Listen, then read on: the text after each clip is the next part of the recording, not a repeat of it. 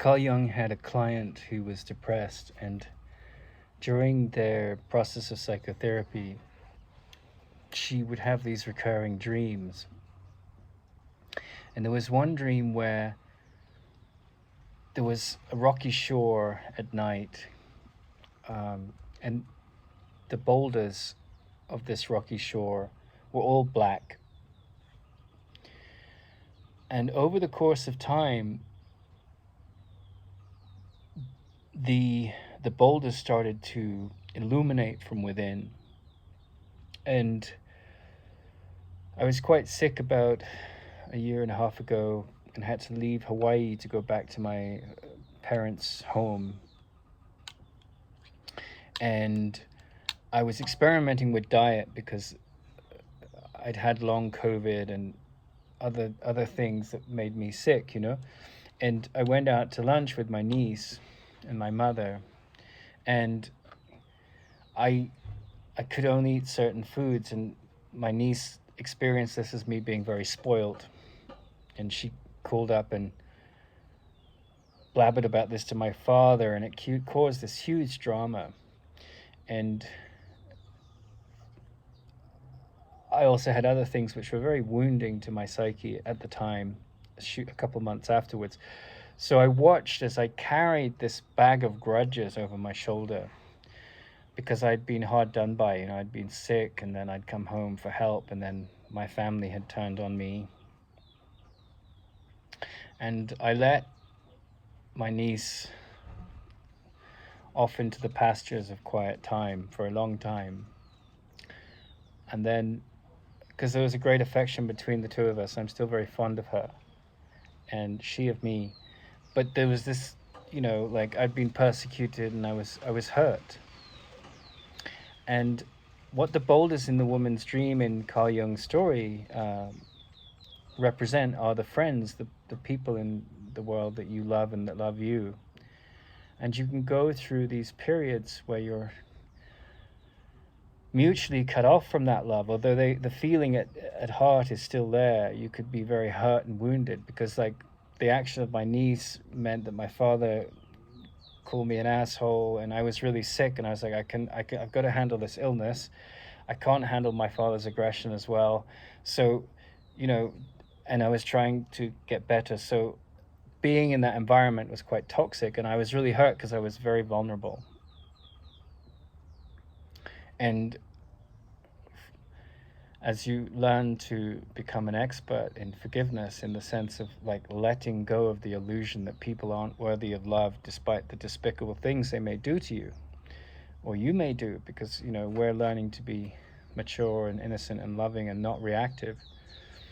As you go through that process, as you master that process, it's like all the people that you had issues with or had issues with you, whatever their process is their business, right? But if the more you cultivate the idea that you're healed, right?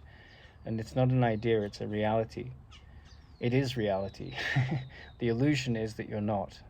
The more this illuminated sense of connection comes back. And so I was talking to my niece today, we just spoke for an hour, and I'd expressed why I was upset with her. Like I bottled it in for a while because she had a lot going on, and I had a lot going on. And then I told it to her face, and she got very hurt. I said, look, what you did that day caused me a lot of problems. And she said, why didn't you tell me then? And I was like, because I had to handle the problems from the drama that you created by your gossip. And I resented her. I resented her pettiness and her silliness and her immaturity.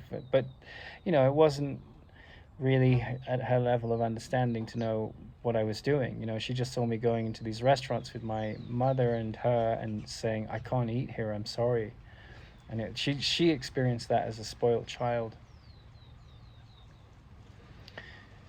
scenario, you know. But really what it was just me attending to this very foundational need to get physically better. And life took me to a place where I could be really hone in on the diet stuff and perfect it. And now my condition is getting a lot better.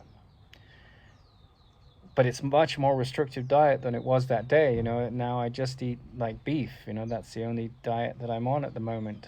Just everything is beef. So whatever your story is, you know, the healing of relationships is very much like you go into that therapeutic room with yourself,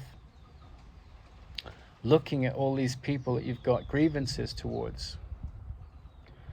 And as you clear the decks of the illusions of the need for grievances, then these boulders, these, you know, I think in the Bible it says Jesus, Peter is my rock, right? So this sense of like this rock steady, illuminated rock, the light within the rocks, the light within the gross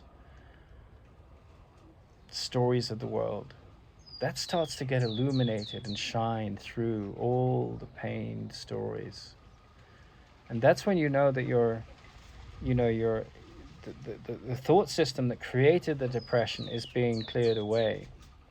When you start to let go the past and this illuminating love that overcomes all the pettiness of your mind and others in response to pettiness or being petty itself, you know, because that's just the ego. As all that stuff starts to fall away, and then mastery of that, you know, you just, there isn't a single person in the world that can justify your wrath after a while. And that is the great, you know, that's a superpower. Not that you're super important or super like, but that you have this superpower that you can love no matter what's thrown at you once you master seeing the light in yourself and the projection of that out onto all the perceived flaws of others, the perceived flaws in yourself and the perceived flaws in others. That's the dark rocks, the lonely, disconnected rocks, and the illuminated rocks that are lit from within. That's using the metaphor of this patient's dream. That's the healed mind. It's just all these shining. Be my rock. You are my rock. I see the light in you. You know, it's a profoundly beautiful vision, and it's a seeing. It's not a doing. But then you see the effects start to change in the world around you.